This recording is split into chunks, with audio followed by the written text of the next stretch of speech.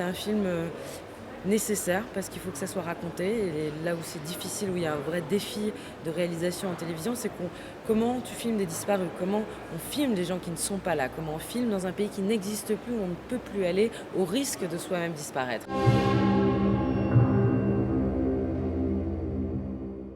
C'est l'histoire de, d'un calvaire, et c'est le calvaire du peuple syrien.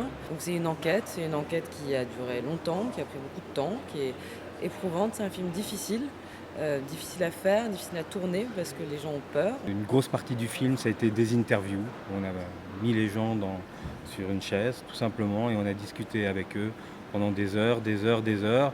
Et on a laissé eux décrire et raconter ce qu'ils avaient vécu et les laisser rendre visible ce qu'ils n'étaient pas. C'est pas une histoire qui fait partie du passé, c'est une histoire qui est en train de se raconter. Donc on peut pas regarder ça comme si ça s'était passé il y a 10 ans, comme si les gens étaient revenus, comme si on cherche les gens avec des pancartes. Non, c'est pas comme ça que ça se passe. Cette barbarie et cette horreur et ces crimes contre l'humanité sont toujours en cours. On commence le film avec des images de manifestations, avec des manifestations énormes, des milliers de personnes qui sont allées dans la rue.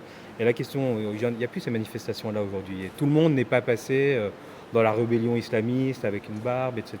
Donc où sont passés ces gens? Ce que ces disparitions révèlent du régime, de cette dictature, d'une machine de mort implacable, cruelle, barbare. Quand on est au-delà du barbare, on est l'existence de camps de concentration, les gens qui sont détenus par dizaines de milliers, entassés dans des lieux, dans des hangars, dans des sous-sols. Enfin, tout ça est extrêmement dérangeant. Et en plus, il y a cette lassitude aussi, et puis l'indifférence finalement. On dit, mais même si on vous raconte à quoi ça sert, on s'habitue, mais qu'est-ce qui se passe aujourd'hui en 2015 pour ces plus de 200 000 personnes qui sont détenues, internées au secret par la dictature en Syrie?